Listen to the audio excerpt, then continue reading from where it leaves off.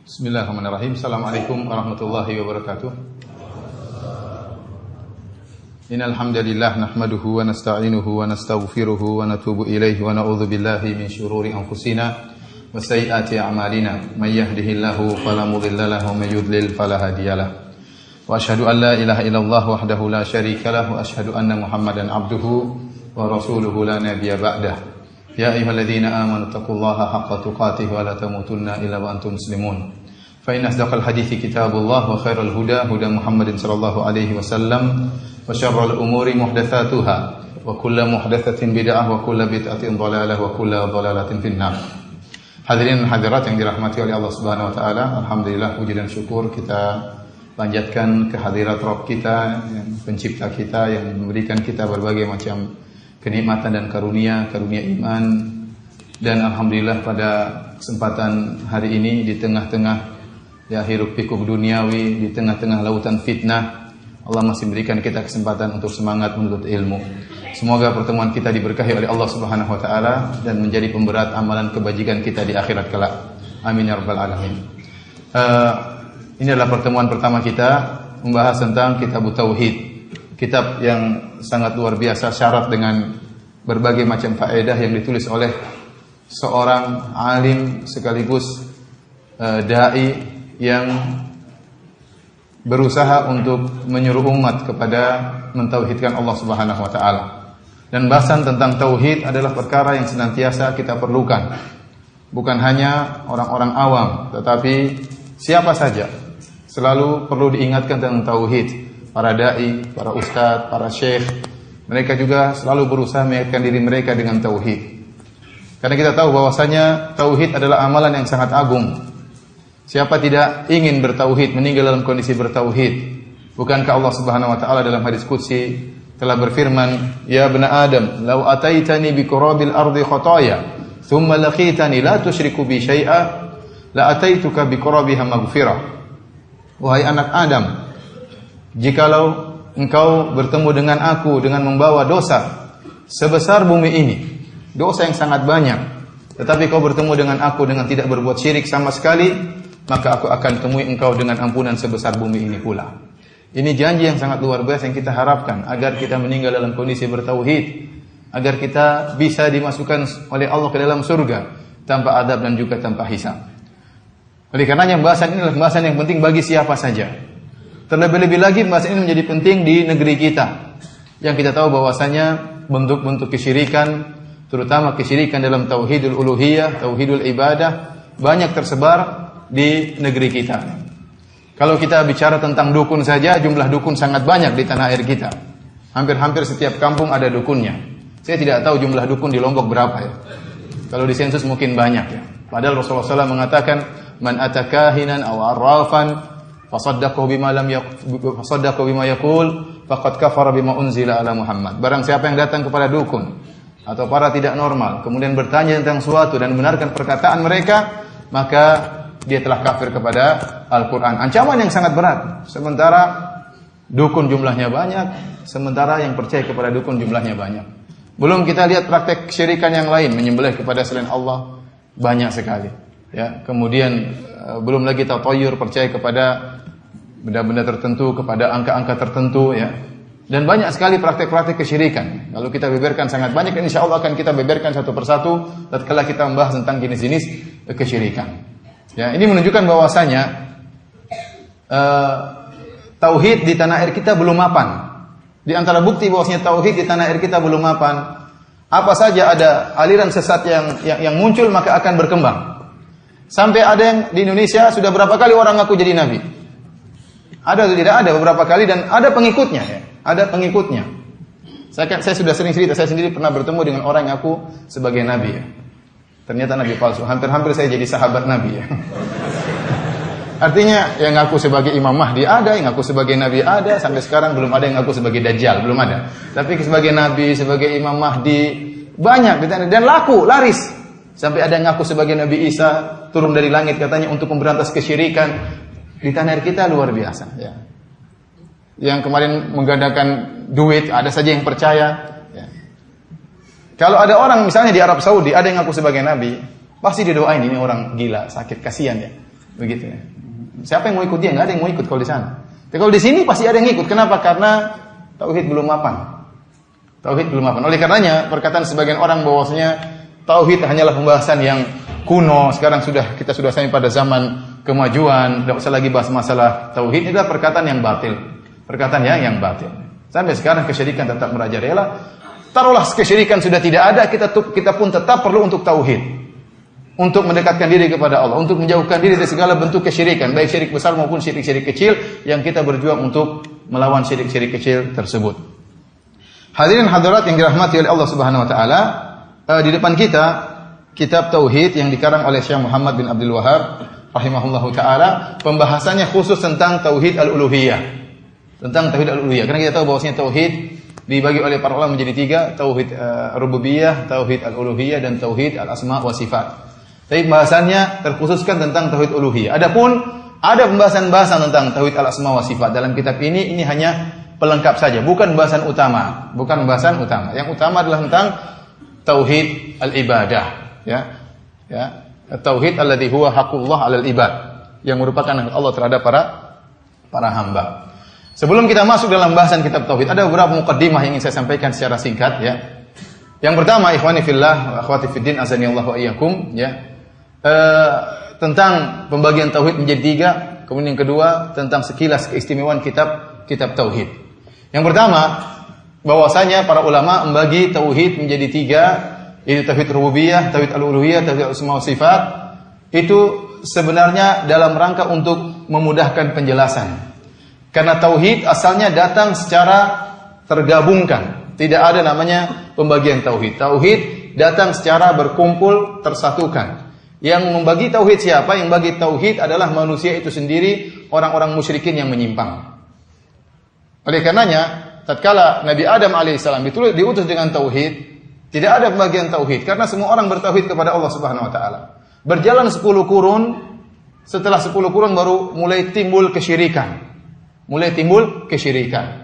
Timbul orang-orang yang mereka percaya adanya Tuhan, adanya Allah Subhanahu wa taala, Allah sebagai pencipta, Allah sebagai pemberi rizki, namun mereka beribadah kepada selain Allah, menjadikan selain Allah sebagai perantara antara mereka dengan Allah, sehingga mereka terjerumus dalam kesyirikan dalam tauhid al-uluhiyah. Dari sini timbullah, ya, syariat membagi tauhid dalam rangka untuk menjelaskan mana poin yang keliru. Jadi maksud saya, bagian tauhid itu datang secara otomatis karena terjadi kerusakan yang terjadi. Karena timbulnya kerusakan dalam sebagian poin daripada tauhid. Sebenarnya kalau tidak ada penyimpangan, tidak perlu pembagian tauhid. Karena tauhid datang bukan untuk dibagi-bagi, tapi dia datang dalam satu kesatuan. Kapan terjadi pembagian tauhid? Tatkala timbul penyimpangan dalam sebagian kondisi dari tauhid. Oleh karenanya datanglah syariat untuk menjelaskan mana yang salah dan mana yang benar dari kondisi orang-orang yang menyimpang tersebut. Oleh karena Allah Subhanahu wa taala berfirman, "Wa ma yu'minu aktsaruhum billahi illa wa hum musyrikun."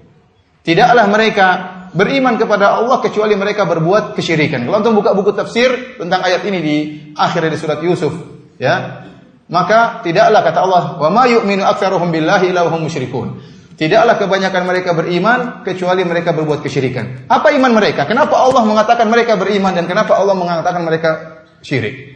Allah menggabungkan antara iman dengan syirik. Kata Allah, tidaklah mereka beriman kecuali mereka melakukan apa? Kesyirikan. Tidaklah mereka bertauhid kecuali mereka syirik. Berarti ada tauhid yang benar, ada tauhid yang keliru.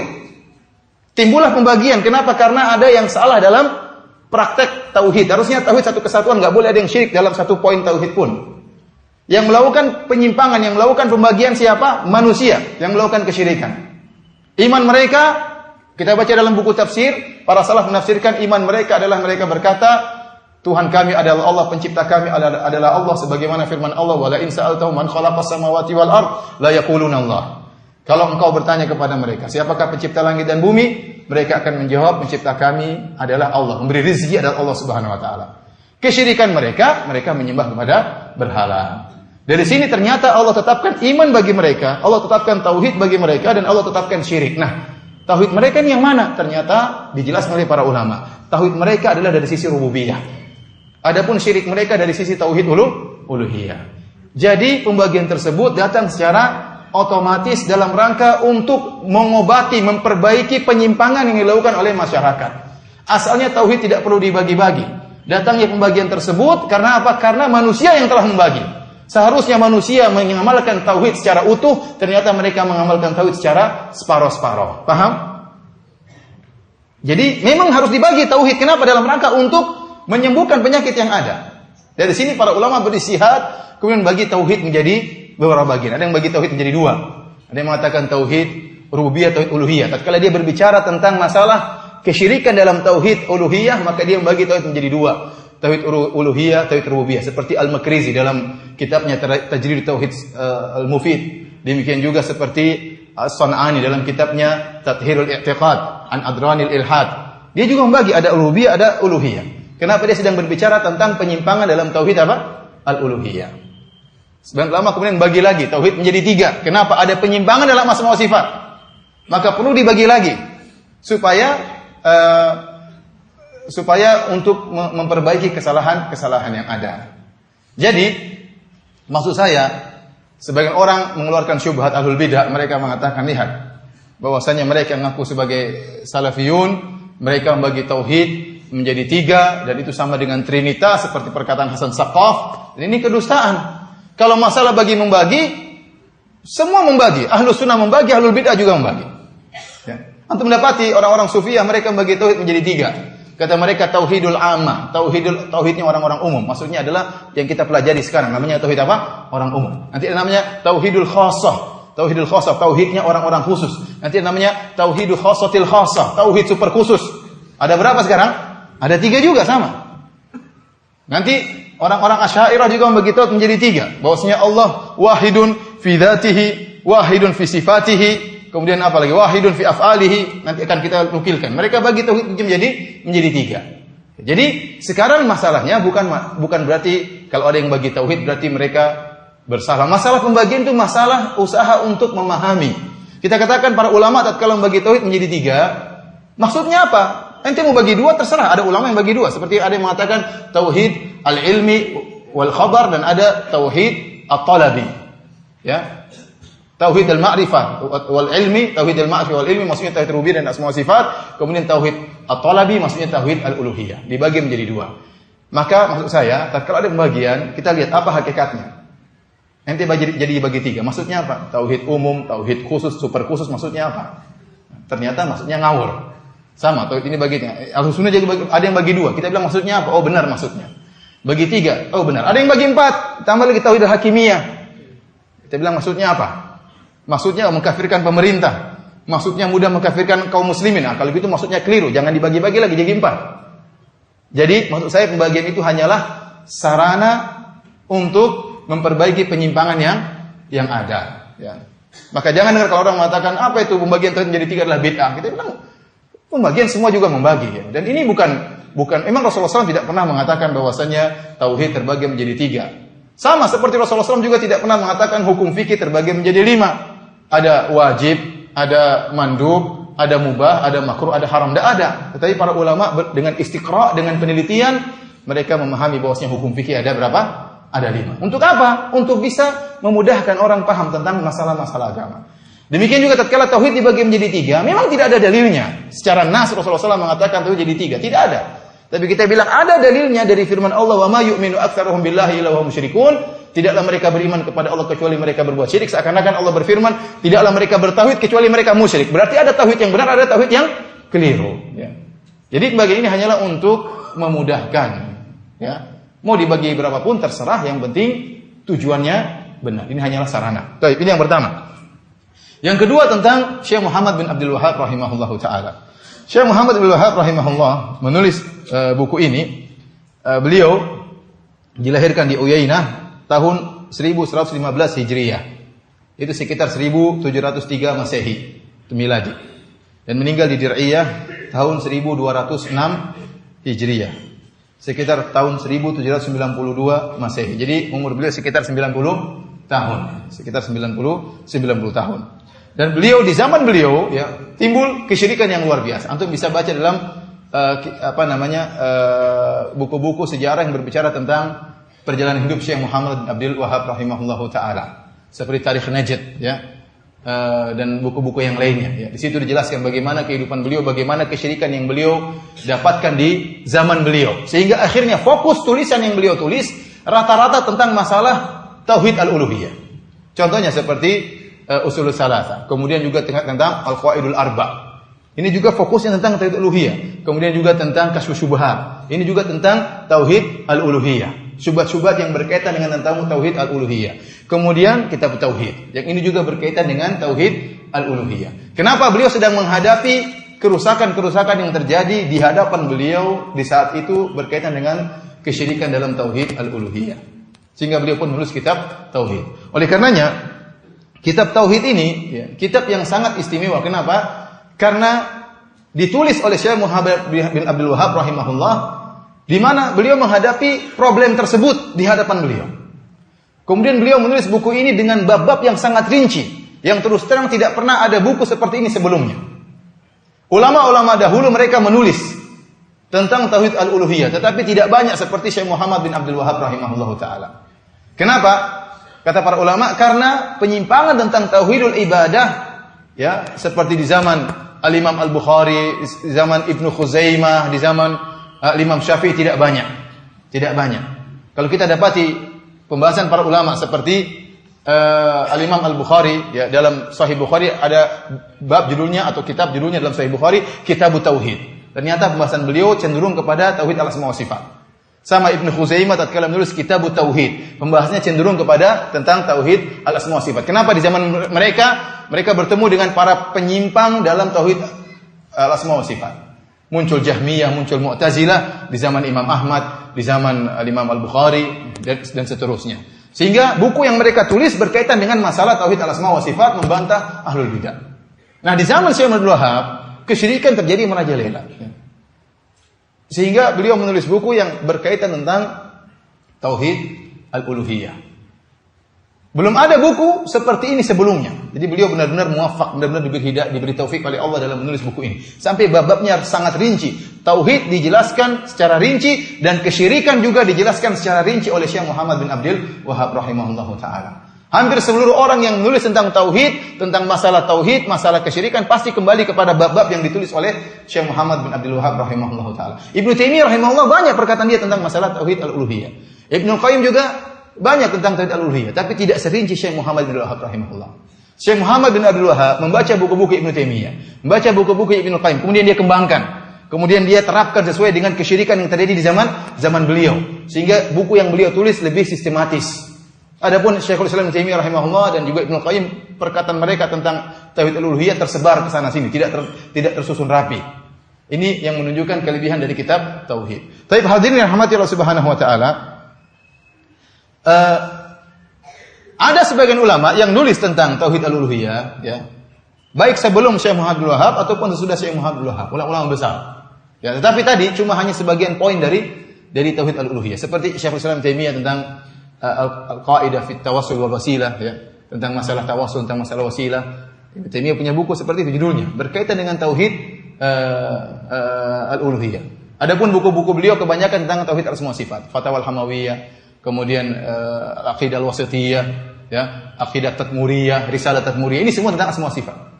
Karena yang dihadapi oleh beliau tatkala itu banyak berkaitan dengan penyimpangan tentang asma wa sifat. Dan beliau bahas juga tentang tauhid al-uluhiyah namun tidak banyak. Contohnya, ulama sebelum Syekh Muhammad bin Wahhab, saya sebutkan sini agar jangan kita sangka bahwasanya Syekh Muhammad bin Wahhab bersendirian dalam masalah ini. Tidak. Sudah banyak ulama sebelumnya dan juga banyak ulama sesudahnya. Hanya saja beliau spesial menyusun seluruh, menghimpun seluruh bab-bab berkaitan dengan tauhid dan tentang kesyirikan dikumpulkan dalam satu kitab yang sederhana namun manfaatnya luar biasa. Contohnya, Al-Mikrizi rahimahullah yang wafat pada tahun 845 Hijriah. Ulama dari ulama Syafi'iyah. Ya. Dia punya buku judulnya Tajridut Tauhidil Mufid. Tajrid At-Tauhidil Mufid. Dan beliau sebutkan tentang jenis-jenis kesyirikan. Ya, beliau berkata, saya bacakan ya di awal buku beliau. Ya. Kaqaulihi ta'ala iyyaka na'bud, seperti firman Allah, hanya kepada Allah engkaulah kami beribadah. Fa innahu yanfi syirkal mahabbati wal ilahiyah. Ayat ini menafikan kesyirikan dalam al-mahabbah, dalam kecintaan, dan kesyirikan dalam al-uluhiyah. Wa qawluhu wa iyyaka nasta'in, dan hanya kepada Engkau lah kami mohon pertolongan. Fa innahu yanfi syirkal khalqi war rububiyah. Ayat kedua berkaitan menafikan syirik dalam rububiyah. Berarti dia bagi kan? Ada tauhid uluhiyah, ada tauhid apa? Rububiyah.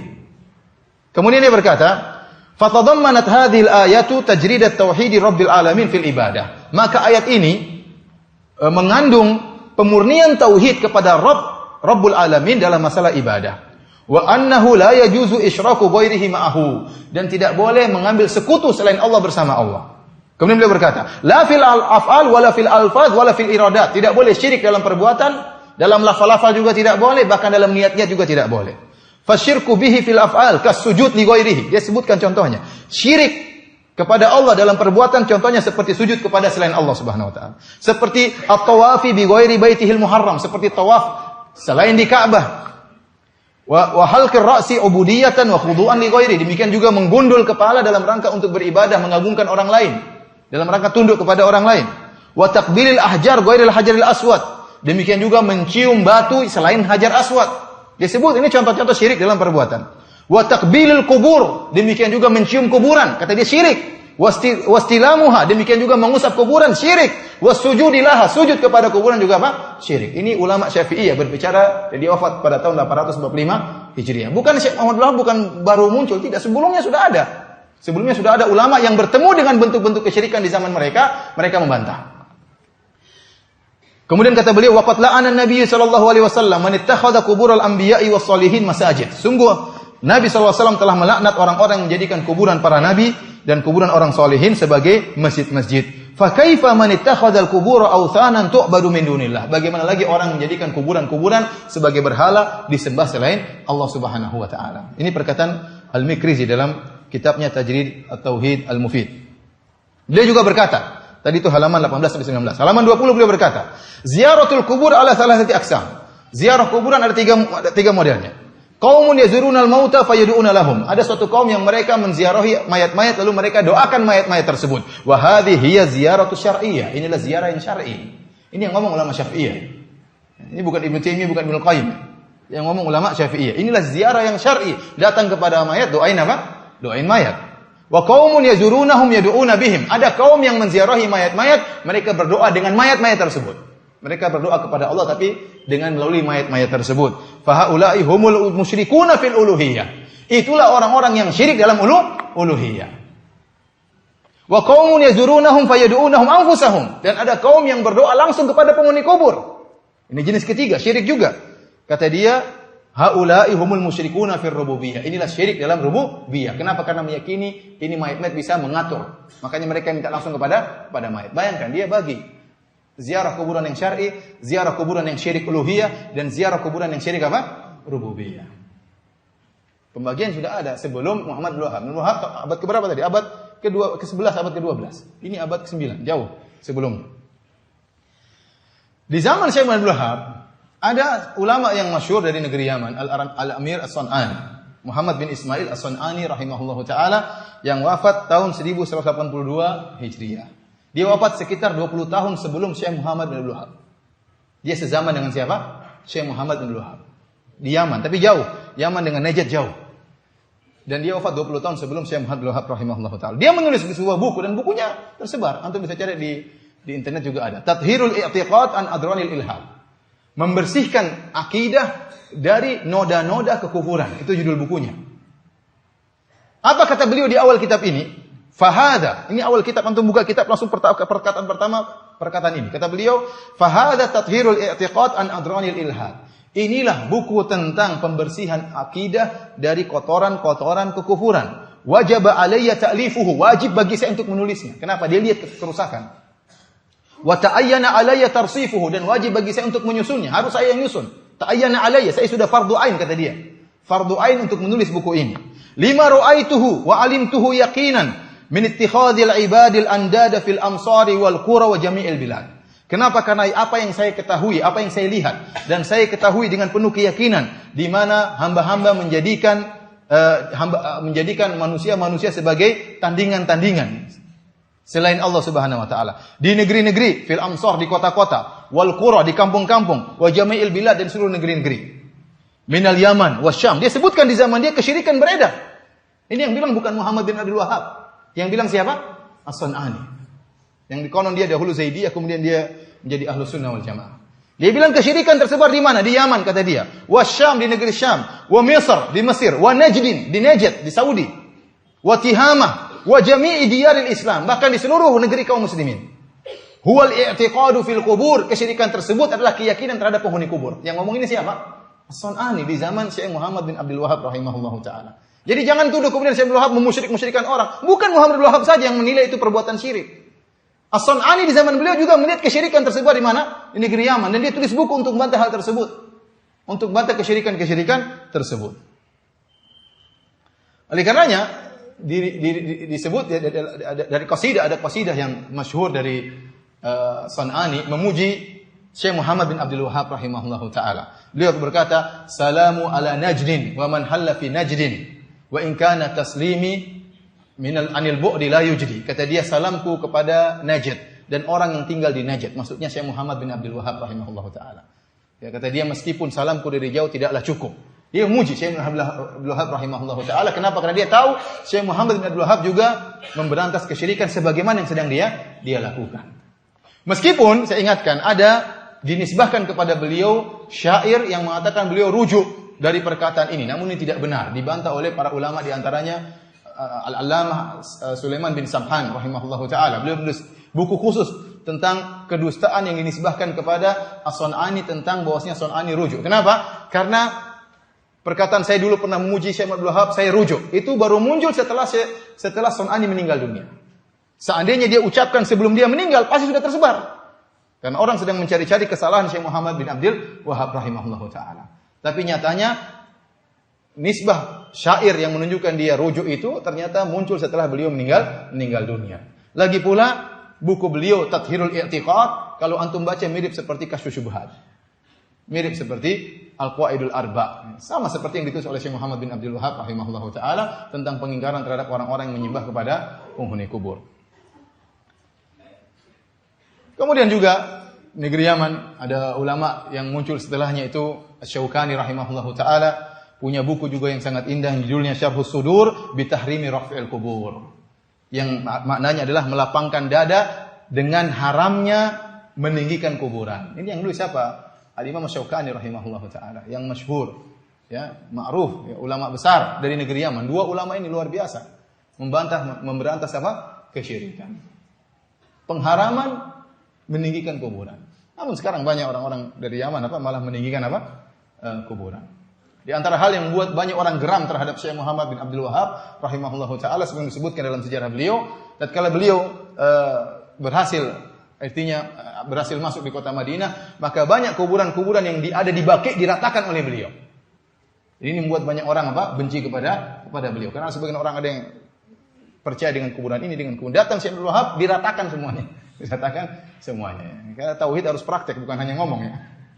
Dan beliau memiliki kemampuan, alhamdulillah, bekerja sama dengan pemimpin, dan pemimpin menyetujuinya, maka diratakan oleh Syekh Muhammad bin Abdul Wahhab rahimahullahu taala.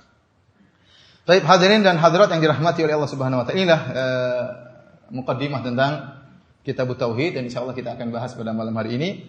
Kita masuk pada bab yang pertama, ya. Kitab Tauhid, ya. Buku ini sudah menjelaskan tentang maksud dari isi buku ini. Kitab Tauhid. Kitab ini menjelaskan tentang tauhid, maksudnya tauhid al-ibadah. Dan tauhid kita tahu berasal dari bahasa Arab wahada yuwahidu tauhidan, yang artinya mengesahkan.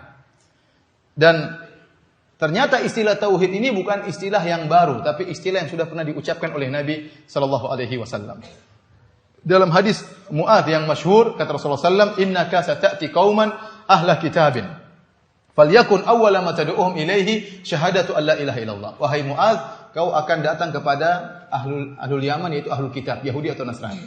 Maka jadikanlah pertama kali yang kau dakwakan kepada mereka adalah syahadah la ilaha illallah. Dalam riwayat yang lain, ila ayyuhidullah, agar mereka mentauhidkan apa? Allah Subhanahu wa taala. Dalam riwayat yang lain, ila ibadatillah, agar mereka beribadah kepada Allah, yaitu dengan mentauhidkan Allah Subhanahu wa taala. Dalam riwayat yang lain, Dalam riwayat Daruqutni, "Falyakun awwala ma tad'u ilaihi tauhidallah." Jadikanlah yang pertama kali kau serukan kepada mereka tauhidullah. Nabi ngomong demikian. Jadi istilah tauhid bukan istilah yang baru. Contohnya juga dalam riwayat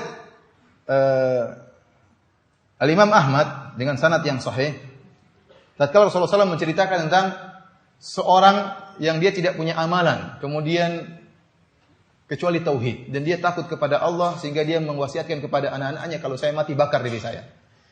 Rasulullah SAW bersabda, "Anna rajulan lam ya'mal minal khairi syai'an qat illa tauhid."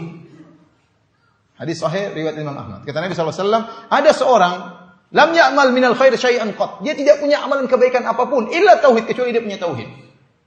Dia tidak punya amalan kecuali apa? Tauhid. Ini menunjukkan mulianya orang ini. Meskipun dia tidak punya amalan, tapi dia punya apa? Tauhid. Maka falamma hadratul wafat, tatkala dia akan meninggal, maka dia berkata kepada keluarganya, "Kalau saya mati, maka bakarlah diriku, ya, sampai biarkanlah aku menjadi gosong. Setelah itu hancurkanlah gosonganku tadi, tubuhku yang sudah gosong dihancurin, tumbuk, kemudian tebarkanlah debuku di lautan dan di daratan, di angin, sebarin dan juga sebarin di lautan." Fafa'alu dzalik. Tsumma dzruni fil bahri wa fi yaumin rahim. Sebarkanlah debuku di lautan dan juga tatkala angin lagi bertiup kencang. Maka anak-anaknya melaksanakan wasiatnya. Kemudian Allah Subhanahu wa taala membangkitkan dia. Kata Allah dalam riwayat yang lain,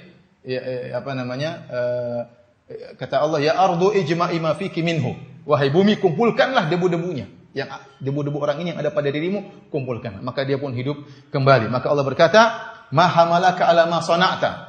Apa yang membuatmu melakukan hal tersebut, mewasiatkan kepada anak-anakmu untuk membakar dirimu?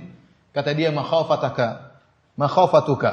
Aku takut kepada Engkau ya Allah. Maka Allah berkata, maka Rasulullah SAW bersabda, "Faghfarallahu lahu." Allah ampuni dia. Jadi istilah tauhid bukan istilah apa? Istilah baru, tapi sudah datang dalam hadis-hadis Nabi sallallahu alaihi wasallam.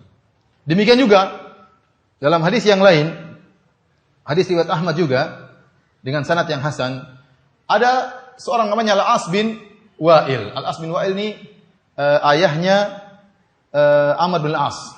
Amr bin Al-As radhiyallahu anhu. Bapaknya namanya Al-As bin Wa'il.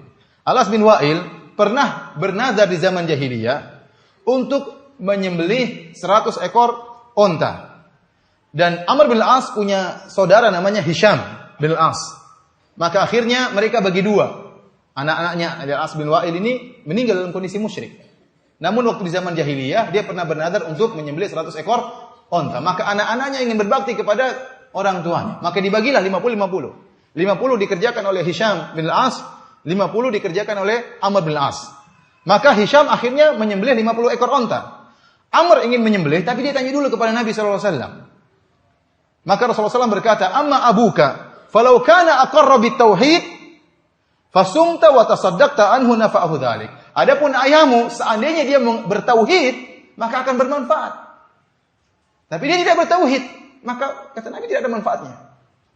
Jadi istilah tauhid dari siapa? Dari Nabi SAW.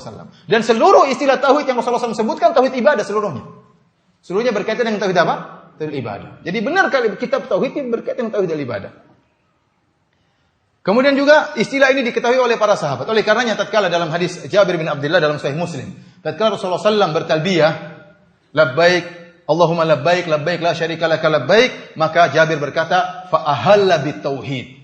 Maka Nabi SAW bertalbiyah dengan apa? Kalimat apa? Tauhid. Apa kalimat tauhid tersebut? Ternyata labbaik Allahumma labbaik labbaik la syarika laka labbaik innal hamda wa ni'mata laka wal mulk la syarika lak. Ya Allah, aku penuhi panggilan Engkau ya Allah. Ya Allah, tidak ada syarikat bagimu. Itulah kalimat tauhid, istilah yang dikenal oleh para sahabat. Ya. Hadirin dan hadirat yang dirahmati oleh Allah Subhanahu wa taala. Jadi inilah ya, saya ingin menyampaikan bahwasanya istilah tauhid bukanlah istilah yang baru, tapi sudah dikenal dalam nusus syar'iyyah, disebut oleh Nabi SAW, dikenal oleh para sahabat, dan yang masuk tauhid tersebut adalah tauhid al-ibadah. Baik, kita masuk pada ayat yang pertama. Allah Subhanahu wa taala berfirman, "Wa ma khalaqtul jinna wal insa illa liya'budun." Artinya, tidaklah aku ciptakan jin dan manusia kecuali hanya untuk beribadah kepadaku. Dan dalam bab ini, kitab Tauhid di bab pertama ini, Syekh Muhammad bin Wahab menyebutkan 7 dalil. Dan mudah-mudahan dalam malam hari ini kita bisa jelaskan 7 dalil tersebut. Kayaknya pada Isya masih lanjut, kayaknya. Isya berapa menit lagi? Masih lama? Azan dulu ya. Sabar atau tidak?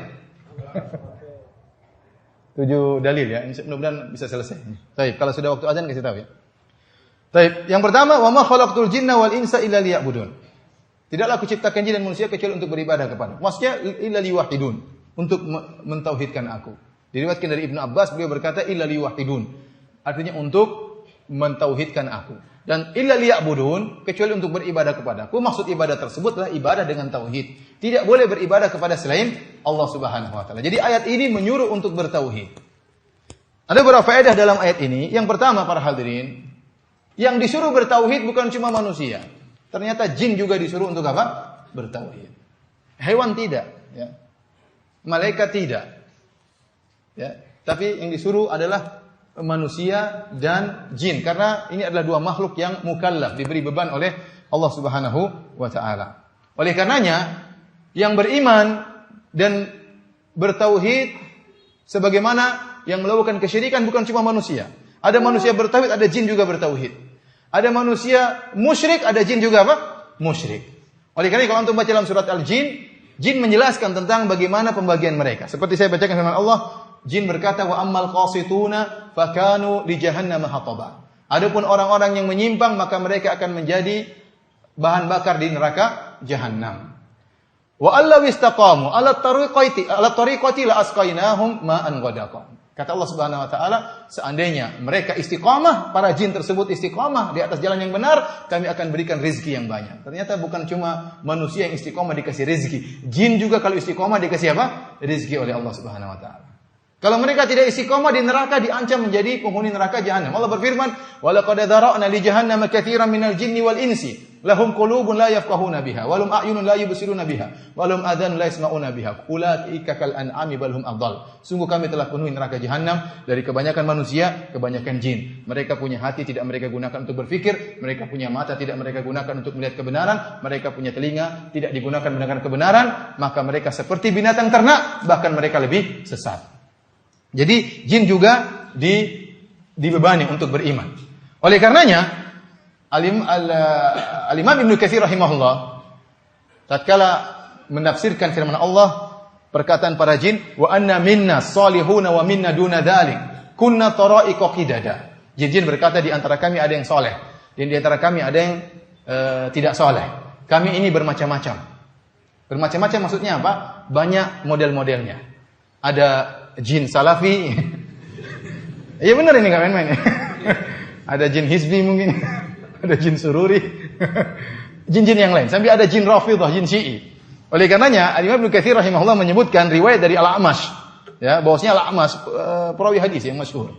Ya, dia pernah bertemu dengan jin dan dia ngobrol, dia tanya sama jin. Al-A'mash, dia mengatakan, "Famar rafidhatu fikum?"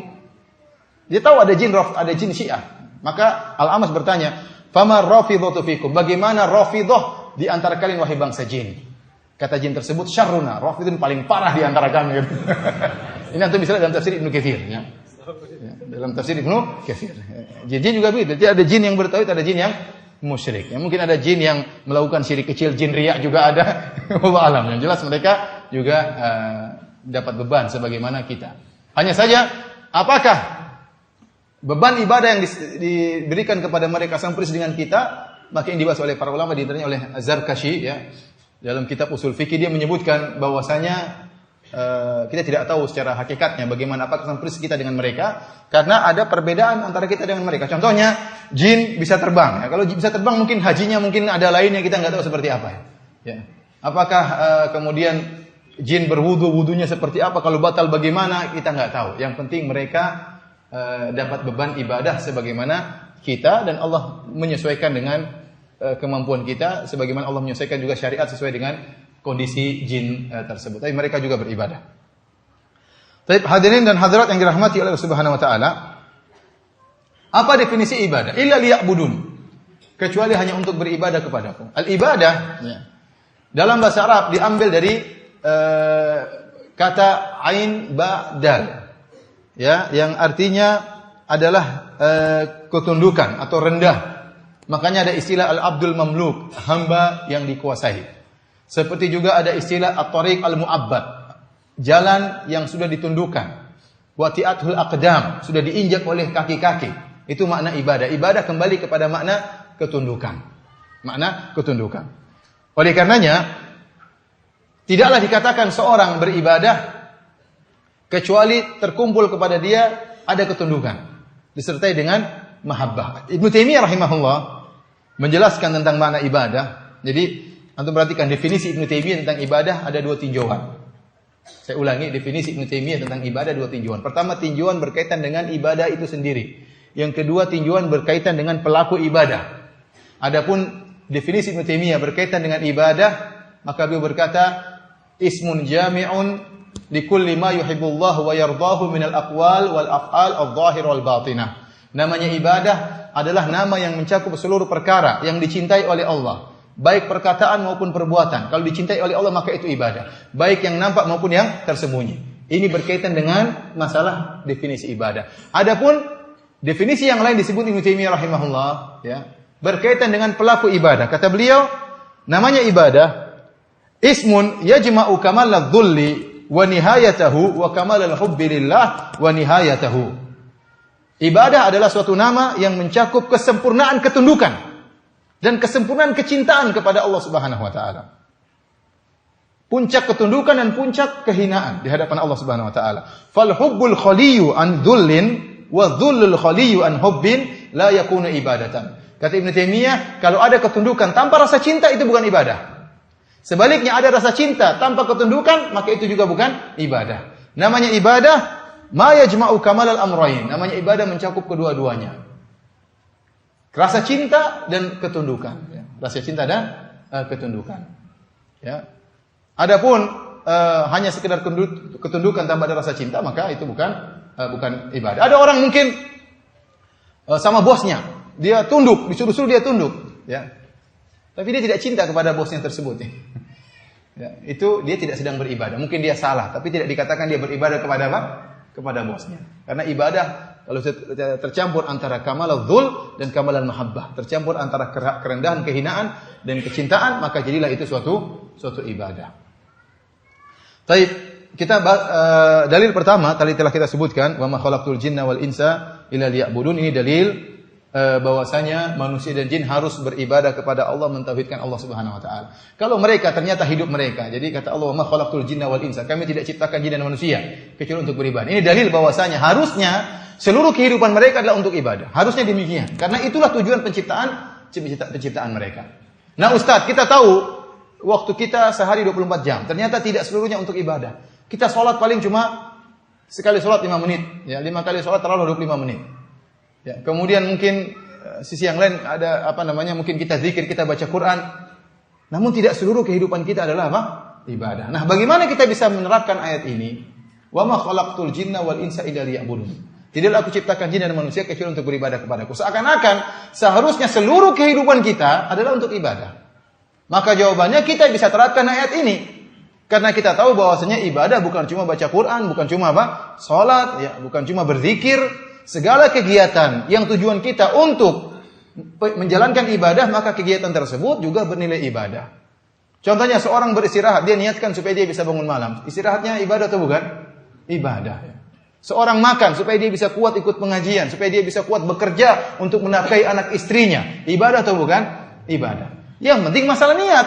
Kalau kita hadirkan niat kita, sehingga seluruh perbuatan kita bernilai ibadah. Masalahnya cuma masalah niat. Maka saya katakan ayat ini bisa kita terapkan. Bahwasanya seluruh kehidupan kita ibadah bisa kita terapkan. Masalahnya cuma masalah niat. Lasta tunfiqu nafaqatan tabtaghi biha wajhallah illa ujirta 'alaiha hatta luqmata taj'alu fi imratik. Tidaklah kau memberi nafkah kepada siapapun kecuali kau dapat pahala sampai suapan yang kau berikan kepada istrimu. Namun Rasulullah kasih syarat.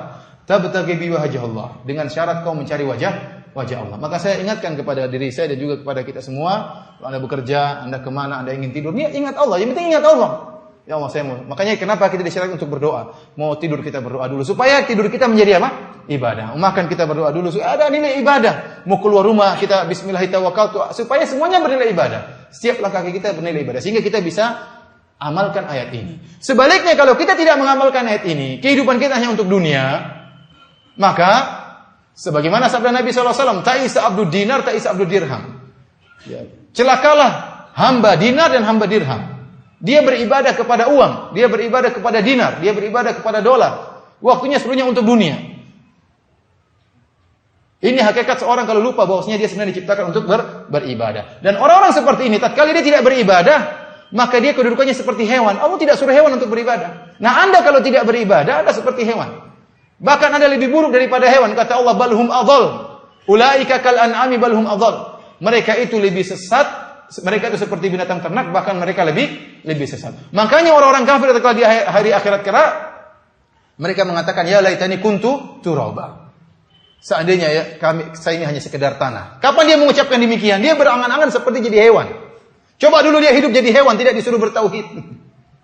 Karena dia manusia disuruh bertauhid. Kalau dia tidak bertauhid maka dia dihukum. Kapan orang kafir mengucapkan demikian? Tatkala Allah mengkisos antara hewan satu dengan hewan yang lain. Dikisos hewan yang bertanduk, dikisos dari hewan yang tidak bertanduk. Karena di dunia yang bertanduk pernah menanduk yang tidak bertanduk. Bayangkan hewan saja dikisos, apalagi manusia. Urusannya panjang nanti di akhirat. Setelah mereka dikisos, hewan-hewan tersebut jadi tanah. Tatkala melihat hewan-hewan jadi tanah, maka dia berangan, coba saya jadi tanah seperti hewan-hewan tersebut. Oleh saya katakan, seorang yang tidak mengisi hari-harinya dengan ibadah, dia seperti hewan. Dia keluar daripada tujuan dia diciptakan. Tujuan dia diciptakan untuk beribadah, ternyata dia tidak beribadah, dia seperti hewan, bahkan lebih sesat. Baik, kita lanjutkan ayat yang kedua. Dalil yang kedua, walaqad ba'atsna fi kulli ummatin rasulan an i'budullaha wajtanibut taghut. Sungguh kami telah mengutus pada setiap umat seorang rasul yang menyeru beribadahlah kepada Allah saja dan jauhilah taghut. Jauhilah taghut. Perhatikan, ayat ini menjelaskan seluruh rasul menyeru kepada tauhid. Dan u'budullaha wajtanibut taghut sama dengan la ilaha illallah. Sembahlah Allah, jauhilah taghut, jauhilah kesyirikan. Taghut apa? Semua yang disembah selain Allah Subhanahu wa taala. Saya ulangi, taghut artinya kullu ma ubida min dunillah wa huwa radin. Semua yang disembah selain Allah dan dia ridha. Karena tidak semua yang disembah selain Allah itu taghut. Di antaranya ada para nabi yang disembah, di antaranya ada malaikat yang disembah. Ada orang menyembah Nabi Isa alaihissalam, ada orang menyembah Nabi Muhammad sallallahu alaihi wasallam, ada orang menyembah orang-orang saleh, ya. Mereka bukan taghut. Yang taghut adalah yang disembah dan dia ridha. Tapi orang-orang saleh ini dan nabi-nabi yang disembah ini dijadikan taghut oleh orang-orang yang menyimpang. Padahal mereka bukan taghut. Nah, seluruh nabi menyuruh pada hal ini. Dan ini perhatian sangat penting ya. Nanti akan kita sebutkan sebagian orang menyimpang dalam sebagian buku tafsir seperti tafsirnya seperti tafsir Fidhil Quran ya. Sayyid Qutb rahimahullahu taala, beliau tatkala membahas tentang masalah la ilaha illallah, nanti akan kita nukilkan insyaallah pada pertemuan berikutnya. Beliau mengatakan bahwasanya la ilaha illallah maksudnya adalah tidak ada hukum kecuali hukum Allah Subhanahu wa taala. Sehingga tatkala salah penafsiran yang diikuti oleh sebagian orang, sehingga mereka fokus pembicaraan mereka adalah masalah hukum. Maksudnya bertauhid caranya bagaimana? Cara kita bertauhid caranya kita melakukan revolusi. Kita mengambil hukum yang telah dirampas oleh para pemimpin. Itulah tauhid yang para nabi diutus dengannya. Padahal itu penyimpangan, tidak benar. Tauhid yang diutus oleh para nabi adalah tentang tauhid apa? Al-uluhiyah. Bukan masalah hukum Allah. Hukum Allah penting, tapi bukan itu yang poin utama. Yang poin utama adalah mentauhidkan Allah dalam peribadatan. Oleh karenanya kalau kita lihat sejarah-sejarah para nabi, antum baca sejarah nabi 25 rasul dalam Al-Qur'anul Karim. Coba baca. Contohnya Nabi Musa alaihissalam. Nabi Musa waktu diutus kepada Firaun. Apakah Nabi Musa bikin gerakan-gerakan untuk menggulingkan Firaun? Tidak ada. Tapi dia mengatakan sembahlah Allah, wahai Firaun. Paham? Jadi tauhid yang dimaksudkan adalah tauhid uluhiyah. Wahai Firaun, kau bukan Tuhan, sembahlah Allah. Tuhanku dan Tuhan engkau, Tuhan nenek moyangmu, wahai Firaun.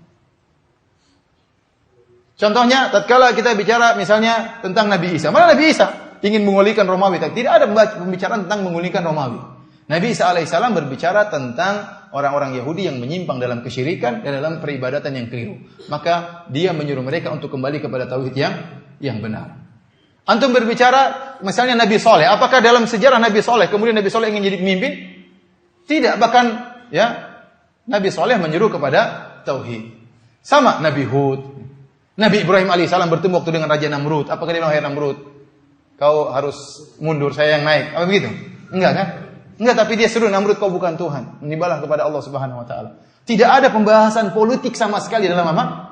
Dalam masalah politik perlu dibahas, masalah siasa perlu dibahas. Namun itu bukan yang utama. Jangan sampai kita salah paham seakan-akan masalah tauhid uluhiyah itu masalah belakangan. Ini bukan yang utama. Yang utama bagaimana kita menjadi pemimpin, bagaimana kita menguasai pemimpin. Tidak mesti seperti itu. Oleh karenanya tatkala disalahpahami tentang masalah ini, disangka bahwasanya para nabi dahulu seluruhnya berbicara tentang politik, seluruh nabi dari awal sampai akhir bicara tentang politik, seluruh nabi berbicara tentang perebutan kekuasaan, maka jadilah orang salah paham dan itu mereka terapkan. Sehingga tujuan mereka selalu tentang apa? Tentang politik sampai mengorbankan tauhid uluhiyah. Jangan bahas tauhid. Karena ada yang tauhid yang lebih utama. Tauhid apa? Politik. Benar. Kata mereka, itu syirik-syirik kecil, ada syirik yang lebih berbahaya. Syirkus siasi. Syirik politik, itu lebih bahaya. Akhirnya salah. Akhirnya cara berdakwahnya berbeda. Cara dakwahnya apa? Berbeda. Ini saya perlu ingatkan. Kenapa? Karena jangan sampai terjebak. Ya. Karena para nabi, dakwah mereka bukan seperti itu. Masalah siasa itu perlu, penting dibahas, dalam Islam juga dibahas, tapi itu bukan yang poin apa? Utama, kita meraih kepemimpinan bukan dengan menumbalkan tauhid uluhiyah, paham? Jangan sampai seorang berbicara tentang kepemimpinan sampai tauhid uluhiyah ditumbalkan, tidak benar. Nabi Isa alaihissalam berbicara tentang tauhid meskipun ditangkap oleh orang Romawi. Nabi Ibrahim alaihissalam berbicara tentang tauhid meskipun diusir dari kaumnya. Nanti akan kita bahas. Tetap bicara tentang tauhid. Ya, Nabi Musa alaihissalam tetap berbicara tentang apa? Tauhid. Hadirin hadirat yang dirahmati Allah Subhanahu wa taala, kita masih pada ayat dalil yang kedua. Kata Allah, "Wa laqad ba'atsna fi kulli ummatin rasulan an i'budullaha wajtanibut taghut." Sungguh kami telah utus bagi setiap umat seorang rasul yang seluruh rasul tersebut menyeru sembahlah Allah saja dan jauhilah taghut. Seluruhnya menyeru tentang tauhid. Dan ini sesuai dengan sabda Nabi sallallahu alaihi wasallam dalam Sahih Bukhari dan Sahih Muslim. Kata Rasulullah sallallahu alaihi wasallam, "Al-anbiya ikhwatu allat. Dinuhum wahid wa ummahatuhum syatta." Hadis riwayat Bukhari dan Muslim. Kata Rasulullah SAW, para nabi itu adalah saudara-saudara sebapak. Ibu mereka berbeda-beda, tapi bapak mereka cuma satu. Agama mereka cuma satu. Dan antum buka seluruh ahli hadis yang menafsirkan ayat ini. Nawawi, Ibnu Hajar, As-Suyuti, Al-Qadhi Iyad, seluruh ahli hadis tatkala menafsirkan hadis kata mereka, dinuhum wahid, agama mereka satu, bapak mereka satu, maksudnya tauhid. Maksudnya apa? Tauhid. Kenapa saya ingin angkat masalah ini? Karena muncul penyimpangan belakangan ini, orang-orang liberal yang mereka mengatakan seluruh para nabi itu semuanya sama. Syariatnya berbeda-beda tapi bapak mereka satu, maksudnya mereka sama-sama bersatu dalam menyerukan kebebasan, persamaan, kemanusiaan, keadilan dan yang lainnya. Ini disebut oleh mereka. Padahal para ulama telah sepakat maksudnya bapak mereka satu, para nabi bapaknya satu, ibunya berbeda-beda, maksudnya syariatnya berbeda-beda, namun semuanya sepakat dalam apa? Tauhid. Baik, hadirin dan hadirat yang dirahmati Allah Subhanahu wa taala, kita lanjut pada dalil yang ketiga. Ingat ada 7 dalil. Ini masih dalil yang ketiga. Allah Subhanahu wa taala berfirman, "Wa qada rabbuka alla ta'budu illa iyyahu wa bil walidaini ihsana." Dan sungguhnya Rabbmu telah memerintahkan untuk beribadah kepada Allah saja dan berbaktilah kepada kedua orang tuamu. Imma yablughanna indakal kibara ahaduhuma aw kilahuma fala taqul lahumu uffin. Kalau ternyata di sisimu ada salah seorang dari keduanya sudah mencapai masa tua, dua-duanya atau salah satunya sudah jompo, fala taqul lahumu uffin, maka janganlah mengucapkan kepada mereka berdua, wala tanharhuma, dan janganlah membentak mereka berdua, wa qul lahumu qawlan karima, tapi ucapkanlah perkataan yang mulia. Waqfid lahumu janahadh-dhulli minar rahmah, dan rendahkanlah diri kalian di hadapan kedua orang tua dengan penuh kasih sayang. Wa qur rabbirhamhuma kama rabbayani shaghira, dan katakanlah ya Rabbku, rahmatilah mereka berdua sebagaimana mereka berdua merawatku tatkala masih kecil. Ayat ini sisi pendalilannya di awal ayat. Allah berfirman, wa qada rabbuka alla ta'budu illa iyyah. Sama seperti la ilaha illallah. Allah memerintahkan janganlah kalian beribadah kecuali hanya kepada Allah, tauhid. Jangan beribadah kepada selain Allah, tapi hanya beribadah kepada Allah. Setelah itu Syekh Muhammad bin Wahab melanjutkan ayat berkaitan tentang masalah berbakti kepada orang tua, wabil walidaini ihsana, dan berbaktilah kepada kedua orang tuamu. Dan sering saya sampaikan bahwasanya ihsanan dalam ayat ini, wabil walidaini ihsanan, apa i'rabnya ihsanan? I'rabnya apa? I'rabnya maf'ul apa? Maf'ul bih apa maf'ul apa? Maf'ul mutlak. Maf'ul mutlak di sini fungsinya apa? Litta'kid, untuk apa? Untuk penekanan. Takdirnya apa? Wa ahsinu bil walidaini ihsana. Jadi kalau kita artikan dan berbaktilah kepada kedua orang tuamu, ini arti yang kurang tepat. Yang lebih tepat, berbaktilah kepada kedua orang tuamu dengan sebakti-baktinya. Dan ingat, Allah Subhanahu wa taala menggandengkan antar berbakti dengan kedua orang tua dengan tauhid kepada Allah. Maka barang siapa yang ngaku bertauhid kepada Allah, ternyata kurang bakti kepada orang tua, dia tidak bertauhid sesungguhnya. Kenapa? Karena Allah gandengkan masalah berbakti kepada orang tua dengan masalah tauhid, dan itu bukan cuma satu ayat, dalam ayat-ayat yang lain. Bahkan Allah mengatakan wa anishkurli wali walidayka ilayyal masir. Bersyukurlah kepadaku dan bersyukurlah kepada kedua orang tuamu. Ya.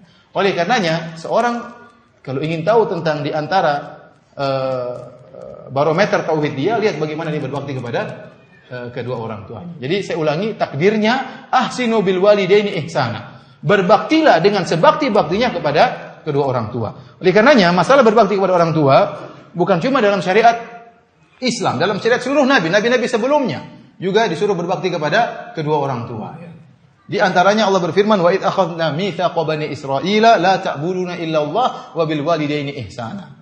Dan tatkala kami mengambil perjanjian dari Bani Israel sebelum kita, janganlah kalian menyembah kecuali hanya kepada Allah dan berbaktilah kepada kedua orang tua kalian. Ternyata penggandengan berbakti kepada kedua orang tua dengan tauhid sudah ada sejak syariat Bani Israel. Oleh karena Nabi Isa alaihissalam waktu dia pertama kali berbicara, apa yang dia ucapkan? Allah sebutkan dalam surat Maryam. Dia berkata, wa awsani bis salati waz zakati ma dumtu hayya wa barran bi walidati wa lam yaj'alni jabbaran syaqiyya. Allah perintahkan aku untuk salat, untuk bayar zakat dan untuk berbakti kepada ibuku, dan Allah wa lam yaj'alni jabbaran syaqiyya, dan Allah tidak menjadikan aku sombong dan tidak menjadikan aku celaka. Ibnu Katsir menafsirkan ayat ini dengan berkata, yaitu Allah tidak menjadikan aku sombong untuk merendah di hadapan orang tua, di hadapan ibuku. Tidak menjadikan aku sombong, angkuh untuk berbakti kepada ibuku. Kalau aku ini sombong dan angkuh untuk berbakti kepada orang tuaku, maka jadilah aku syaqiyah, jadilah aku apa? Celaka. Baik. Hadirin hadirat yang dirahmati Allah Subhanahu wa taala, tentunya terlalu banyak dalil kalau kita bicara tentang wajib berbakti kepada orang tua. Cukup saya katakan bahwasanya kalau Anda ingin tahu kadar tauhid Anda, berbaktilah bagaimana kadar Anda berbakti kepada kedua orang tua, karena Allah menggandengkan antara tauhid dengan berbakti kepada kedua orang tua. Taib, ayat ini di awalnya Allah mengatakan imma yablughanna indakal kibar. Kata Allah, kalau mereka sudah mencapai masa tua. Ingat, mencapai masa tua menunjukkan lebih ditekankan untuk berbakti. Kenapa? Karena orang tua kalau masih muda, ya, mereka justru ngasih. Orang tua itu mereka juga punya izzah. Mereka juga tidak suka minta-minta. Kalau mereka bisa bantu anaknya, mereka akan apa? Bantu. Kapan mereka susah, kapan mereka lemah, tatkala di masa tua. Justru mereka semakin lemah, justru mereka semakin tidak mampu, justru mereka semakin jompo, dituntut kita untuk berbakti di saat itu. Allah tidak mengatakan berbakti secara mutlak. Tapi Allah sebutkan dalam Al-Qur'an, tatkala mereka sudah mencapai masa tua, artinya tatkala mereka sudah tidak mampu, saatnya kau berbakti yang harus kau perhatikan. Yang harus kau perhatikan benar tatkala mereka sudah tidak mampu. Kemudian kata Allah, indaka, di sisimu. Kata sebagian ahli tafsir, ini dalil bahwasanya usahakan orang tuamu tinggal bersamamu. Karena Allah mengatakan indakal kibar, indak di sisimu. Jangan kita punya orang tua kemudian kita serahkan kepada kakak kita, kepada adik kita. Kalau bisa kita yang apa? Di rumah kita. Kalau Anda taruh orang tua Anda di rumah Anda, ini Anda sedang meletakkan pintu surga. Kecuali orang tua tidak mau. Kalau orang tua tidak mau, ada alasannya, kita tidak maksa.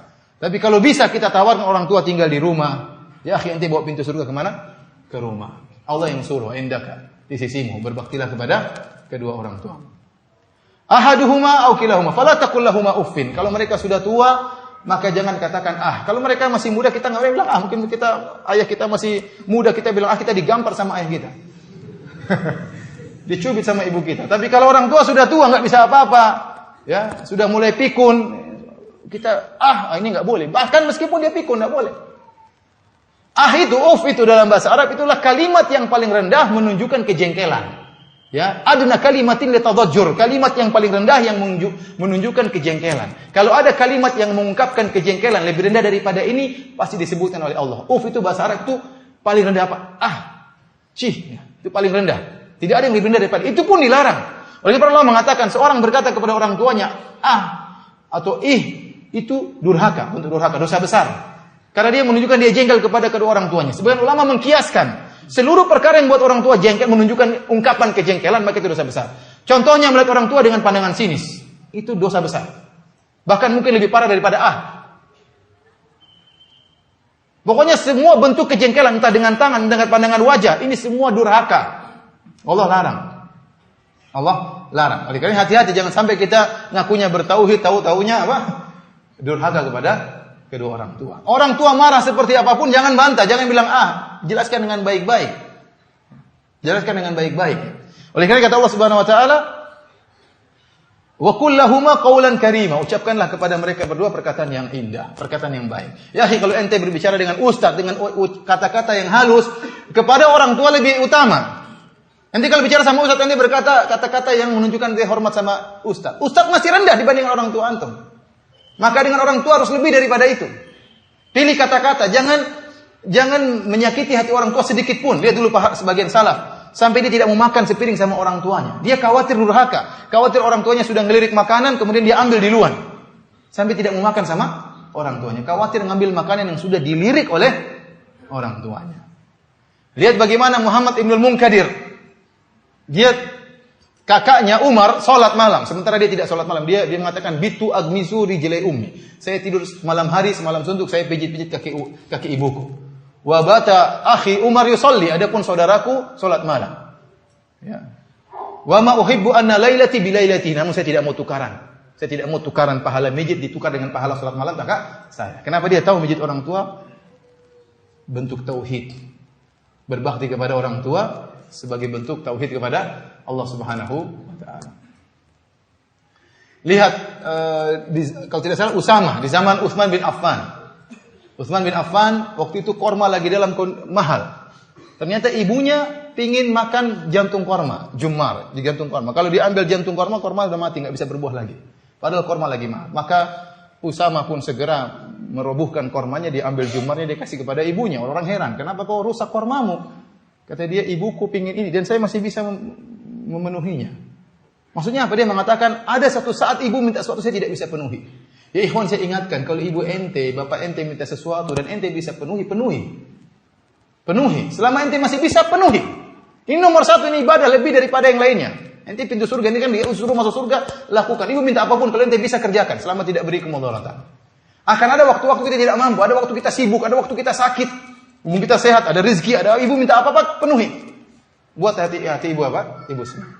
Baik, kemudian kata Allah Subhanahu wa taala, "Waqfid lahum majanaha dzulli minar rahmah." Rendahkanlah dirimu di hadapan orang tua, jangan angkuh, jangan sok mengatakan bahwasanya saya inilah ibu tidak ngerti, saya ini ibu tidak sekolah, ibu jangan samakan zaman dulu zaman sekarang. Jangan menunjukkan kalimat-kalimat yang merendahkan orang tua. Tadi kata Nabi Isa alaihissalam, "Wa lam yaj'alni jabbarun syaqiyya." Allah tidak menjadikan aku angkuh di hadapan ibuku. Jangan pernah angkuh di hadapan ibu. Meskipun ente doktor, meskipun ente kuliah, ibu mungkin enggak lulus SD, ibu mungkin enggak sekolah, harus rendah di hadapan ayah dan ibu. Wa qur rabbi rahmuhuma kama rabbayani shaghira. Dan berdoalah kepada Allah, ya Allah, rahmatilah kedua orang tuaku sebagaimana mereka merawatku tatkala aku masih kecil. Baik, kita lanjutkan dalil yang keempat. Firman Allah Subhanahu wa taala, "Wa'budullaha wa la tusyriku bihi syai'a." Beribadahlah kepada Allah dan jangan berbuat syirik sama sekali. Sama maknanya, la ilaha illallah. Beribadah kepada Allah, jangan berbuat syirik. Nah, ini saya menyampaikan masalah usul fikih. Firman Allah, "Wa la tusyriku bihi syai'a." Wa la tusyriku bihi syai'a. Di situ ada kalimat wa la tusyriku. Janganlah kalian berbuat kesyirikan. Tusyriku adalah fi'il mudhari' datang masuk la nahi. Ya, wala tusyriku bihi syai'a. Dan kalau antum kembali kepada buku nahwu, ya, kemudian antum juga kembali dalam buku balaghah, disebutkan bahwasanya setiap fi'il itu mengandung isim nakirah ma'az zaman. Fi'il mudhari', fi'il madhi mengandung isim nakirah, misalnya daraba mengandung masdar darab memukul dan mengandung zaman yaitu yang telah lampau, telah memukul. Misalnya yadribu, sedang memukul.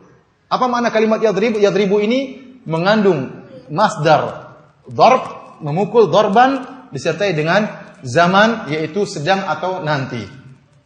Oleh karenanya dalam fi'il mengandung isim nakirah yang merupakan masdar disertai dengan zaman. Karena dalam fi'il mengandung isim nakirah, dari sini ulama usul fikih mengatakan isim nakirah yang datang dalam konteks penafian atau konteks syarat atau konteks larangan maka memberikan faedah keumuman. Sehingga kalau kita takdirkan ayat ini wala tusyriku bihi syai'a, artinya wala tusyriku bihi isyrakan syai'an. Artinya apa? Janganlah kalian berbuat kesyirikan. Ini yang paham nahwu, yang paham. Ya. Yang enggak paham bahasa Arab, mohon maaf, tidak paham. Makanya belajar bahasa Arab. Wala tusyriku bihi syai'a, dalam kalimat wala tusyriku bihi syai'a ada kalimat nakirah kalau kita takdirkan isyrakan bihi. Dan ini akan berulang-ulang dalam pembahasan kita dalam kitab tauhid. Nanti akan saya sebutkan lagi khilaf-khilaf ulama setelahnya. Jadi seakan-akan Allah mengatakan, janganlah kalian berbuat kesyirikan dengan syirik model apapun. Mau syirik besar, syirik kecil, syirik af'al, syirik perbuatan, syirik perkataan, seluruhnya tidak boleh. Tidak boleh syirik sama sekali. Kenapa? Karena itu isim nakirah datang dalam kalimat nahi, melarang. Tidak boleh berbuat syirik sama sekali. Kemudian kata Allah syai'an. Syai'an juga isim nakirah dalam kalimat larangan, penafian. Dan ini juga memberikan faedah keumuman. Jadi dalam ayat ini ada dua keumuman. Keumuman pertama dari jenis syirik. Tidak boleh berbuat syirik dengan jenis syirik apapun. Keumuman kedua, tidak boleh mensekutukan Allah dengan apapun.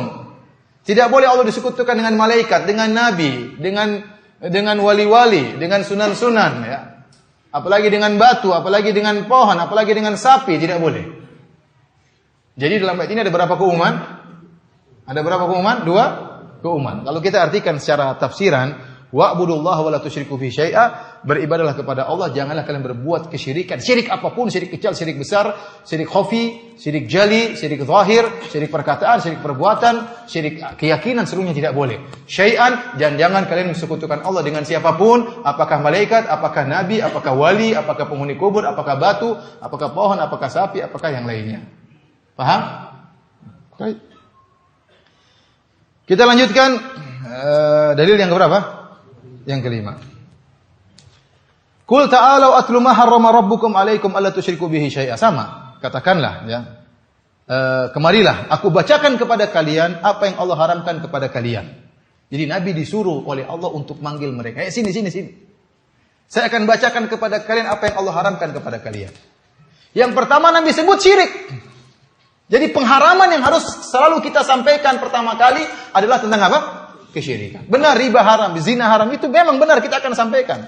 Tapi jangan sampai kita melupakan konsentrasi pertama. Yang pertama kali Nabi sebutkan apa? Kesyirikan. Qul ta'alu, katakanlah Muhammad, kemarilah. Atlu ma harrama rabbukum alaikum. Aku bacakan kepada kalian apa yang Allah harapkan kepada kalian. Apa saja yang haram-haram? Ternyata yang pertama, alla tusyriku bihi syai'a. Jangan berbuat syirik sama sekali. Kemudian wala taqtulu auladakum min imlaq. Larangan berikutnya, dosa-dosa besar berikutnya, jangan kalian membunuh anak kalian karena takut miskin. Nahnu narzuqukum wa iyyahum. Kami yang beri makan kepada kalian dan juga kepada anak-anak. Jangan bunuh anak-anak kalian. Wala taqrabul fawahisha ma dhahara minha wa batan. Semuanya jangan kalian melakukan perbuatan keji, jangan berzina, jangan yang nampak maupun yang tidak nampak. Wala taqtulun nafsal lati harramallahu illa bil haqq. Jangan kalian bunuh orang. Ini semua dosa-dosa besar. Dan seterusnya, jangan kalian mendekati harta anak yatim lantas kalian melakukan kezaliman terhadap anak yatim. Semuanya haram-haram ini yang pertama kali disebut adalah apa? Kesyirikan. Jadi masalah syirik masalah yang penting, harus selalu dibahas dan tidak akan ada habis-habisnya. Karena iblis itu yang paling pertama dia berusaha untuk menjerumuskan manusia adalah kesyirikan. Benar dia menjerumuskan orang dalam lautan syahwat, dalam kemaksiatan, dalam lautan riba. Tapi yang paling dia usahakan adalah syirik. Kalau syirik tidak berhasil, baru dia yang lainnya. Paham? Kalau saya boleh bahasa kasarnya, kira-kira kalau ente jadi iblis, ente mau apa? Kalau jadi iblis, yang pertama bagaimana orang bisa syirik? Ya kan begitu? Karena kalau sudah syirik jadi teman dia di neraka selama-lamanya. Itu yang dia ingin cari teman banyak-banyak. Masalah riba itu masalah penting juga, tapi itu belakangan. Yang paling penting adalah syirik. Makanya yang pertama kali Rasulullah SAW disuruh bacakan tentang haramnya apa? Syirik. Orang bahas masalah syirik penting, sampai sekarang kesyirikan di mana-mana. Baik. Kita lanjutkan dalil yang ke-6. Ibnu Mas'ud radhiyallahu taala anhu, Ibnu Mas'ud adalah sahabat Nabi sallallahu alaihi wasallam, sahabat senior ya.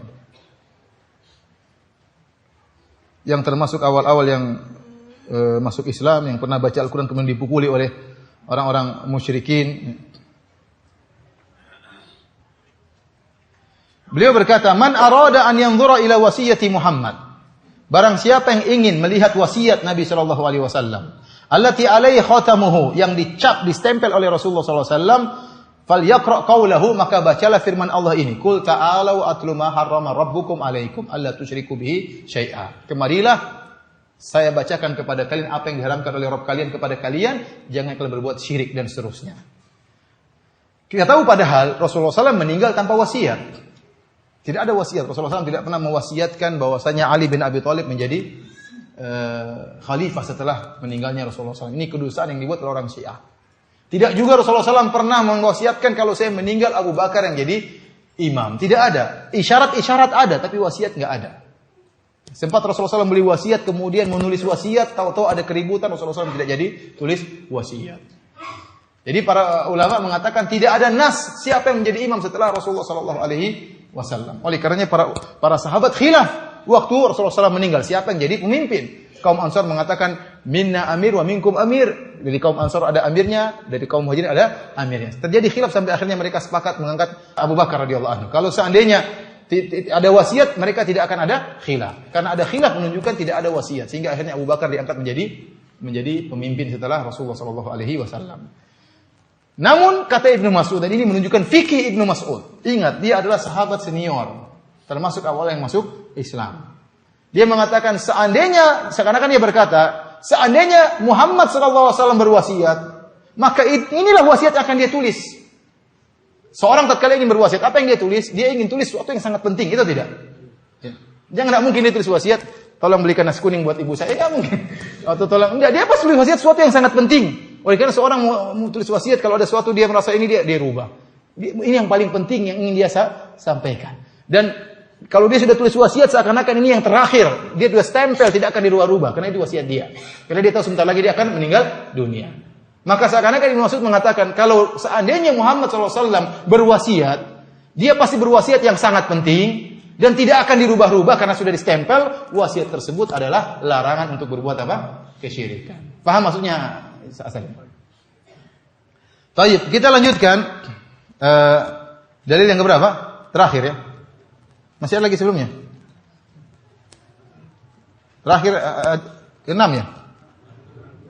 Ke-7 ya? Baik.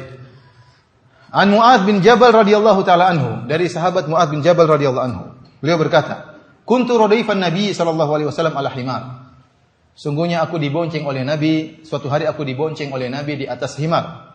Faqala li, kemudian Rasulullah SAW berkata, "Ya Mu'adz, wahai Mu'adz, atadri ma haqqullahi 'alal ibad?" Tahukah engkau apa hak Allah terhadap para hamba? Wa ma haqqul ibad 'ala Allah, dan apa hak para hamba terhadap Allah? Qultu Allahu wa rasuluhu a'lam. Aku berkata Allah dan Rasul lebih mengetahui. Qala haqqullahi 'alal ibad.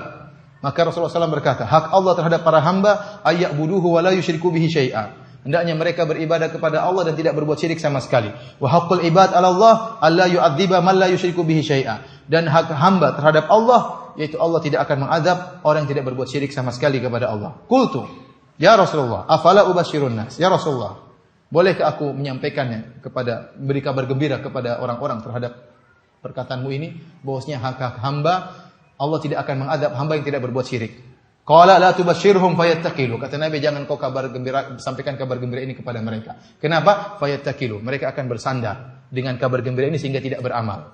Ya, yang penting tidak berbuat syirik, masuk surga. Tapi tidak beramal. Khawatir mereka salah paham. Maka Rasulullah SAW mengatakan jangan sebarkan. Tapi hadis ini ya ada banyak faedah yang disebutkan oleh para ulama tentang hadis ini. Yang pertama, ya, Allah Subhanahu wa taala dalam hadis ini mewajibkan dirinya sendiri. Wa haqqul ibad 'ala Allah, hak hamba terhadap Allah. Maksudnya apa? Allah mewajibkan dirinya kepada para hamba dengan karunia-Nya dan kebaikannya. Dia mewajibkan dirinya sendiri, ya. Padahal tidak wajib bagi Allah, tapi Allah mewajibkan dirinya. Bahwasanya hambanya yang tidak berbuat syirik tidak akan diadab oleh Allah Subhanahu wa taala. Dan ini sama seperti hadis qudsi, Allah mengatakan, "Inni haramtu dzulma 'ala nafsi." Aku mengharamkan kezaliman pada diriku. Artinya apa? Allah kalau mau berbuat zalim, Allah mampu. Semuanya hamba Dia, tapi Allah mengharamkan kezaliman terhadap apa? Dirinya. Jadi tidak ada yang mewajibkan Allah, tidak ada yang bisa memerintah Allah. Allah Tuhan, ya Rabbul Alamin. Tetapi Allah mewajibkan dirinya sendiri sebagai bentuk kebaikan kepada hamba-hambanya. Seperti firman Allah, kataba ala nafsihi rahmah. Allah mewajibkan atas dirinya rahmat. Ya, Allah yang mewajibkan dirinya atas dirinya rahmat. Tapi berapa faedah dari hadis ini? Yang pertama, tawadhu'nya Nabi sallallahu alaihi wasallam. Rasulullah SAW adalah orang yang sangat mulia, yang pernah menginjak bumi ini. Dan yang paling mulia juga di akhirat kelak. Yang paling mulia di bumi, yang paling mulia di padang mahsyar, dan paling mulia di surga kelak. Tetapi dia mau naik himar.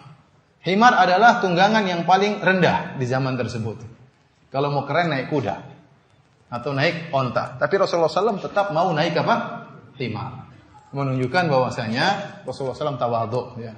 Tidak mesti dia naik kuda, tidak mesti naik onta. Terkadang beliau naik apa? Naik himar. Kemudian di antara tawadhu beliau juga membonceng sebagian sahabat. Nyuruh orang untuk, kalau orang namanya punya tunggangan, tidak mau ngajak orang jalan sendiri, lebih keren, apalagi himar. Tapi dia membonceng orang. Sampai Ibnu Hajar rahimahullah dalam Fathul Bari menyebutkan, Ibnu Manda menulis juz', sebuah buku kecil, tentang nama-nama orang sahabat yang pernah dibonceng oleh Nabi SAW. Lebih dari 30 orang. Lebih dari 30 orang. Ya akhi, kalau kita digonceng sama Nabi gimana rasanya? Ada orang ya cerita senang. Subhanallah, saya pas lagi jalan tiba-tiba dipanggil sama ustaz. Ustaznya bilang, "Sini naik sama saya." Wah, senang sekali saya. Itu baru dibonceng sama siapa? Ustaz. Lagi dibonceng sama Nabi sallallahu alaihi wasallam. Itu sangat bahagia. Dan Nabi sallallahu alaihi wasallam ya membonceng mereka. Ya, membonceng mereka. Terkadang enggak si fulan nanti dalam hajian aja Rasulullah SAW membonceng siapa? Usama. Kemudian membonceng siapa? Fadl bin Abbas. Ini kemudian ganti yang lainnya. Jadi ada sekitar 30 sahabat lebih yang pernah dibonceng oleh Rasulullah SAW. Ya, ini juga dalil bahwasanya kita boleh menunggangi siapa? Himar. Bahkan boleh bonceng. Ustaz kasihan himarnya. Ya memang dia diciptakan untuk bonceng antum. Nggak jadi masalah. Kecuali kalau berlebih-lebihan. Ya, kecuali kalau berlebih-lebihan. Saya masih ingat waktu saya muqabalah di sini tahun 2000 di Mataram, di Mataram gitu ya. Kediri ya. Saya pernah naik apa ya? Apa namanya bahasa? Cidomo ya, Dokar. Berapa orang ya naik ya. Kemudian subhanallah dokarnya nggak mau jalan. Bukan salah saya masih kursus gitu ya. Maka saya kasih itu orang pukul itu kudanya dipukul, nggak mau jalan-jalan, hampir saya mau turun tapi sudah dekat akhirnya terpaksa. Ini kan kalau seperti itu sudah mendolimi, nggak boleh. Kalau dia sudah tidak mampu maka jangan dinaiki. Tapi kalau dia mampu naiki aja, memang diciptakan untuk apa kita tunggangi. Jangan kasihan kita mendolimi hewan. Justru ente mendolimi diri ente sendiri kalau ente diciptakan tidak menggunakan apa yang Allah telah ciptakan. Kemudian juga ini dalil bahwasanya sebagian ulama menyebutkan keringat himar itu tidak najis. Padahal himar itu kotorannya najis. Oleh karenanya kasus himar ini mirip seperti kasus kucing. Kucing itu kotorannya najis, tetapi bekas minumnya tidak najis. Ya. Rasulullah SAW mengatakan, "Innaha laysat binajasin, innama hiya minat tawafina alaikum awit tawafat." Kata Rasulullah SAW tentang kucing, dia tidaklah najis karena dia sering berkeliling di rumah-rumah kalian. Sehingga ada kaidah al-masyaqqatu tajlibu taisir. Kesulitan mendatangkan kemudahan. Syariat itu ingin kemudahan. Tatkala kucing asalnya najis karena kotorannya najis, kalau dia sudah najis maka bekas minumnya juga najis. Tapi karena dia sering keliling rumah, maka bekas minumnya juga tidak najis dan tubuhnya juga tidak najis, keringatnya tidak najis. Dan ini sama dengan himar, himar. Kemudian adab yang sangat agung, ini sangat ingin sampaikan pada malam hari ini tentang kalau orang ditanya tentang masalah agama tidak tahu, maka segeralah mengucapkan Allahu a'lam. Selamatkan dirimu dengan mengucapkan Allahu wa rasuluhu a'lam. Jangan coba-coba cari masalah. Kalau tidak tahu langsung selamat Allahu a'lam. Ustaz kok tidak tahu ya? Terus kalau saya harus tahu. Tidak semua masalah saya harus harus tahu. Kalau tidak tahu jangan ente. Sebagian orang mengatakan saya pikirkan kasihan. Dan ini benar kita alami sebagai ustaz. Ada orang tanya, saya kasihan sama dia. Tapi saya tidak tahu jawabannya. Akhirnya saya nekat berfatwa menyelamatkan dia, menjerumuskan saya dalam neraka jahanam. Ya jangan. Bilang saya tidak tahu, la yukallifullahu nafsan illa wus'aha. Ya. Kasihan sama dia tapi tidak kasihan sama ente sendiri. Ya. Jadi kalau tidak tahu jangan sok tahu. Karena orang itu ya, hobi komentar, hobi kayak sok tahu masalah agama. Saya sampaikan asal-asal dari Imam Malik biar kita sama-sama renungkan, apalagi saya sebagai ustaz. Ibnul Qasim dalam kitab Ad-Dibaj Al-Mudhab fi Ma'rifati A'yan Ulama'il Madhab, karangan Ibnu Farhun Al-Maliki, dia menyebutkan perkataan Ibnul Qasim, muridnya Imam Malik. Dia berkata, aku mendengar Imam Malik berkata, inni la ufakkiru fi mas'alatin mundhu bid'i asyrata sanah, famattafaqa li fiha ra'yun ilal an. Ada satu permasalahan agama, sejak belasan tahun saya pikirkan, saya tidak temukan jawabannya sampai sekarang. Jadi tidak asal nyemprol ngomong. Satu masalah tidak bisa jawab, dia pikir sampai belasan tahun, sampai sekarang saya belum dapat apa? Jawabannya. Bagaimana takwanya Imam Malik? Al-Haytham bin Jamil pernah berkata, syahidtu Malikan su'ila an 80 wa 40 mas'alah, faqala fi 32 minha la adri. Imam Malik pernah ditanya 48 permasalahan agama. Dia menjawab di antaranya 32 permasalahan. Jadi 48 dia jawab cuma berapa itu? 48 kurang 32 berapa? Berapa? Cepat berapa? 16. Hanya dia jawab 16 pertanyaan. Sisanya 32 dia mengatakan la adri, saya tidak tahu. Imam Malik, Imam Darul Hijrah, imamnya kota Madinah, bukan Imam Lombok. Imam Darul Hijrah, imam kota Madinah. Ya akhi, semua orang tidak ada yang berani berfatwa ada Imam Malik. Tidak ada yang berani berfatwa. Kalau sekarang kita ini berfatwa, ustaz ini berfatwa berani, saya juga bisa berfatwa, emang dia aja bisa berfatwa. Akhirnya lomba-lombain fatwa. Imam Malik kalau sudah ada Imam Malik, tidak ada yang berani apa? Berfatwa. Itu pun dia mengatakan 32 permasalahan, dia mengatakan la adri, saya tidak tahu. Bahkan dalam riwayat Imam Malik pernah ditanya 22 pertanyaan, dia hanya bisa jawab 2. Bayangkan, 22 cuma bisa jawab apa? 2.